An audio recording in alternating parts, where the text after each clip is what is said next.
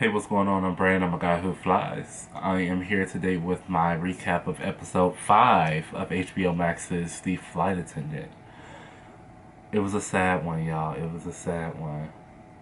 But let's get into it. Fly. Hey player, what you gonna get for Christmas? Yeah. What you gonna get that boy? Come on. What you gonna... Alright, so this episode opened a little bit differently. It opened with a flashback to young Cassie. We see her dad on the roof. Looks like he's hanging Christmas lights. Cassie and her brother are sitting on the porch. And we see more examples of Cassie's father just being a jerk to her brother, and how we see more of how Cassie wasn't as innocent to all of it as she proclaimed the last episode. She aided the situation, I would say, and instigated would be the better word. A lot of those situations between her father and her brother. And he was just cruel in his treatment to his son. But we also see a plane with an engine on fire flying over their house right before it crashes. And Cassie talks about that being, adult Cassie talks about that being the moment that she knew she wanted to be a flight attendant.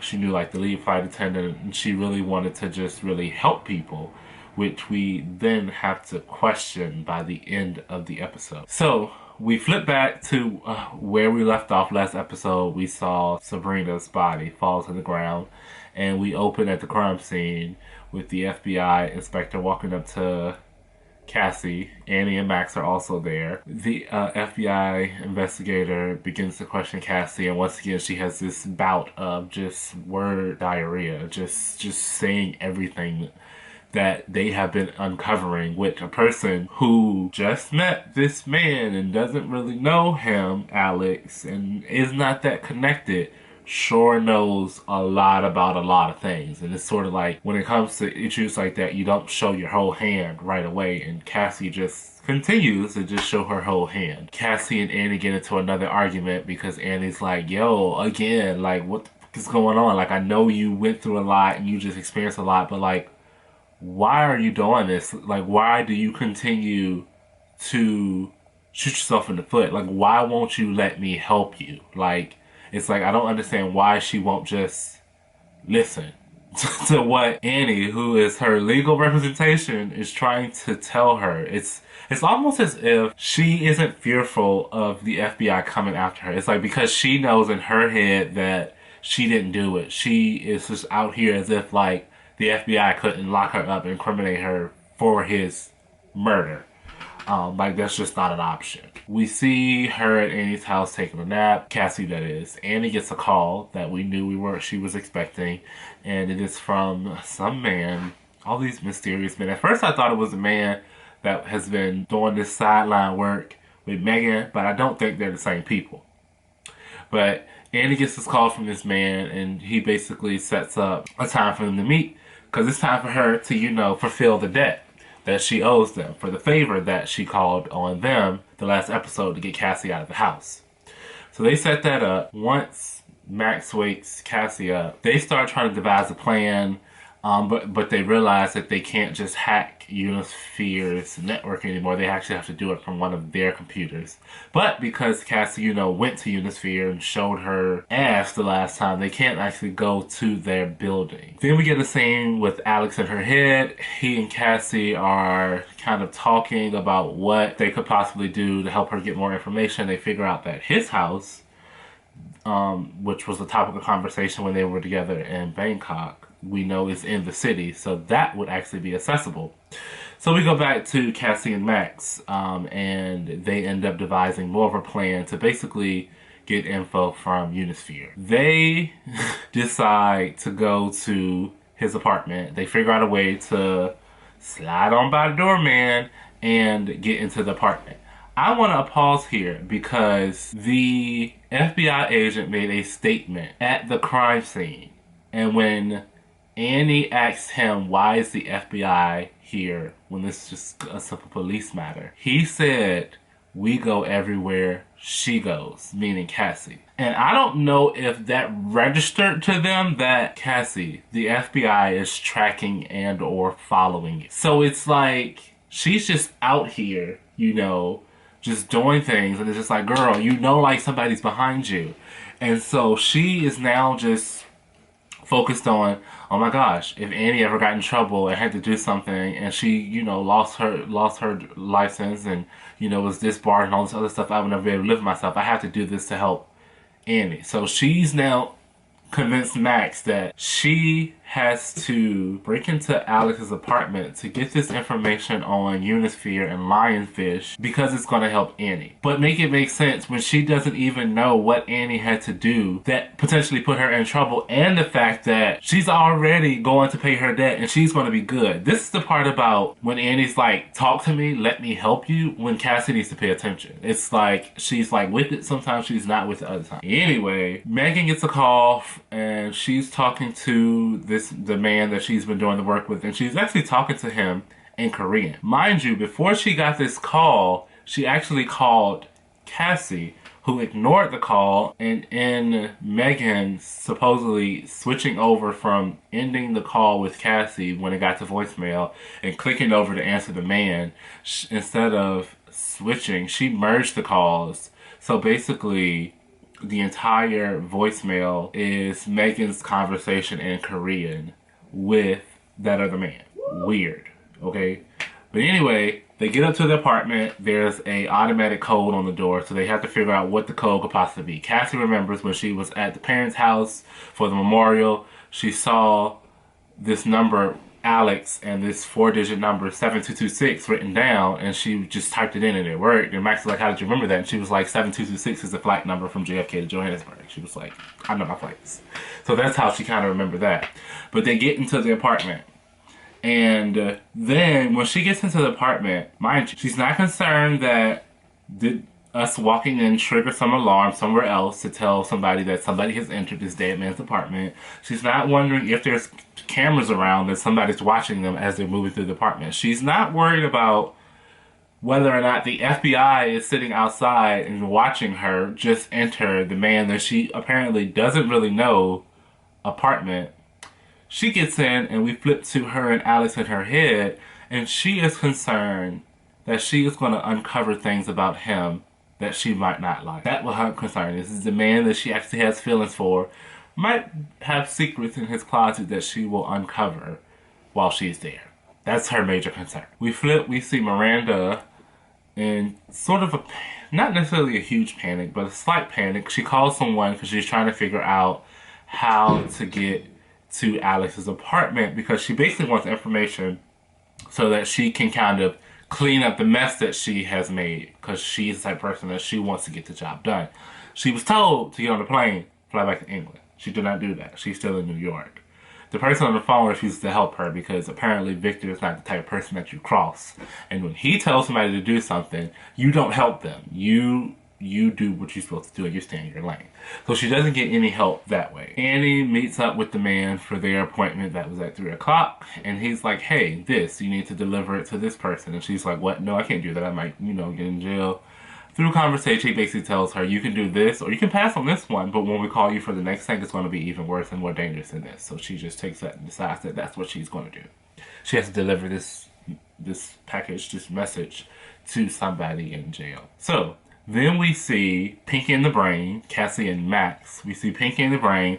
They're working together. They're going all the way through his apartment. They're looking for the computer. They're trying to come across the computer. Alex in her head and Cassie basically have an argument about what she was finding in his apartment. But they Cassie and Max find the computer. They look around his little desk and find the password under something. But then it's like a 2-password authentication thing. So the minute they logged in, it sent the code, authorization code that they then needed to put in. And they said the code would either be sent to his phone or to like a fob or something like that. So now they're searching all over the house looking for this fob. Mind you, this man is dead. There's an investigation on who killed him. They are all over his apartment, touching everything. I'm like, so y'all not gonna wear gloves? Like y'all just out here. Just touch everything. And then they're not even good about putting things back exactly where they've been. I'm like, Cassie, girl, somebody just broke in your apartment and they didn't do a good job about it. You should know, like, if you don't want anyone to know that you've been somewhere, you leave it exactly as you find it. But besides all of that, they find the fob, When they find the fob, they hear a noise. Someone else is in the apartment. Who's in the apartment? It is Miranda. Miranda gets to that computer. She puts, she realizes she needs the password. She finds the password because it's not hidden hard. Then realizes she needs the authorization code. That pisses her off because she knows, like, there's no way I'm going to find that. She breaks the computer. Just psh. So she leaves the apartment, and then Cassie and Max, they go back up to the computer because now they have the fob. They can put it in and get the information. They find the smashed computer. So then I guess, being upset, Cassie goes to have a drink and knocks over mail. She looks at the mail. It's something addressed, I believe, to Lionfish, and so she opens that. They find an address to a warehouse that I'm assuming is somewhere in the city because everything is in the city. And so she's like, this is where we need to go. Okay, so now they're on a further goose chase, and I'm like, wow, all of this is supposed to be helping Annie, but they're going to get this information. And so I'm gonna cut her some slack. I'm gonna cut Cassie some slack because I feel like she believes that if she can figure out who killed Alex, she can just tell the FBI and that'll be off her hook. We know who killed him. It was Miranda, but they don't believe that. So now I'm like, so what is the motive now? It's like, do you just want to know because you want to know? Or is it like, what are we exactly trying to uncover, and how will that help your case? The FBI is in Sabrina's apartment because, of course, the police are there. They have to investigate everything from the supposed suicide, which it was not a suicide. We know Miranda pushed her off. And through conversations, basically, still all signs point to Cassie. Cassie had nothing to do with that girl getting killed. And all signs point to her. Why? Because all of the neighbors said that she was in the hallway banging on the door. She was the one that made the phone call sounding all kinds of psychotic. I mean, like she was, she had a right to, be nervous and upset. But it's like, none of it is looking good in her favor. And it's like, for you to not know Alex, why are you involved with the receptionist at the place where he worked? It just never works. All the signs are still pointing to Cass. Megan is meeting up, I'm assuming, with the guy that she was on the phone with talking Korean. And who should pull up other than her husband? Almost caught her. He thinks she's having an affair. She comes up with some clever lie. She meets the man. The husband leaves. She meets up with the guy, gets the money, and looks like another flash drive is in there. So I don't know what Megan else she has to do. But since you almost got caught, Cassie and Max make it to the warehouse. They break in. They see nothing on the bottom floor. They go upstairs. They come across this random set of servers in there. And so they're like, okay, this is clearly something because you're paying all this money for a warehouse just to house these big old servers. But that's that. So they get to, going in and doing password, and, Max is hacking the way that Max hacks. And we flip to Annie. She gets into the prison. She meets up with the guy. She delivers the package. It turns out to be 2 pills. He immediately takes them. And then she delivered the message. So hopefully she is done. Annie, you did what you had to do, girl. Move on. Don't ask no questions. While Max and Cassie are, there and he's hacking, she's on the phone listening to the voicemail, she's actually on speakerphone, listening to the voicemail from Megan, but of course it's in all Korean. So she's like, I don't know, what's this? But again, Megan, girl, if she takes it to somebody else that can translate Korean, you might be put out here on Front Street. You worried about her ignoring you, and you up here, making yourself, incriminating yourself. Through Max's hacking, they discover that Alex stole $200 million from Lionfish and smuggled it somewhere offshore, and so it's not really good. And then next thing we know, he comes across like all of these different IDs and people that Lionfish is tracking, and one of them is Cassie because clearly she lost that ID in Bangkok. And then there's one of Miranda as well, and just a whole bunch of people that are on the list. Some of them have already been taken care of, and others are pending, like Cassie and Miranda. So Miranda might not be the only one after you, girl. Just know that. Flip to a scene with the FBI when they learn that Cassie was in Alex's apartment. And so they're just like, girl, you lied to us because clearly you knew him. Why else would you be in his apartment? You knew him before Bangkok, which she didn't. But again, here's Cassie digging bigger holes than she needs to be digging. Alex in her head is having a conversation with Cassie, which is basically Cassie talking to herself. And Cassie's like, what did you get me into? And I'm just like, Huh? How can you play victim in any of this? You met a guy. Y'all had a night. He got murdered. You were not the one that murdered him. You literally could have went on with the rest of your life. You are in what you're in because you made these decisions. First of all, you didn't have to go out with that man in 3C. You could have just let him get off that plane and that been that. You made that decision, man. You made this decision to entangle yourself in this investigation. That was your decision, man. You continue to investigate this man's murder. That is also your decision.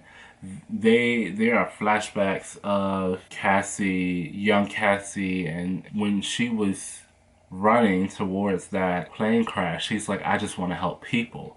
I just want to help people. Okay. She's now like, Alex, you're not the good guy that I thought you was. And he's like, hey, I just took you out on a date. Of course I was going to, you know, put on a good face, but whoever said I wasn't actually the good guy? Miranda gets a call from Victor, and Victor's like, you know, basically still berating her about it. And it's like, girl, you got sloppy, and now you're in England, like I told you to, right? And Miranda is lying about the lies that she's already told, okay? She's just lying to be lying at this point. I'm like, woo. And then she's lying about not lying, and I'm like, are you really about to get yourself killed? Then we flip back to Cassie and Max, and they basically have to run because the system basically kicks him out, and somebody knows that he's logged into the system, which means somebody's probably on their way. They start running away. They're like running through the warehouse district. So, you know, it's all this, and by this building, behind this building, under this little overpass, this creepy parking lot or whatever. Next thing you know, we see this car running, and the two of them are like right in the alleyway when the car comes barreling through. Max pushes Cassie out of the way, and he gets hit by the car. Like hit by this car that was going full speed. And so next thing we know, we see him laid out in the parking lot. Cassie's like running right to his aid right away, and I'm like, please call for some help. Please call for some help. Well, she's, you know, like freaking out over him. His phone is ringing, and it's basically his girlfriend Annie calling, and she is distraught. And she's like, hey, can we just spend time together tonight and curl up on the couch? And we see him over there just dying in the street, and Cassie trying to give CPR.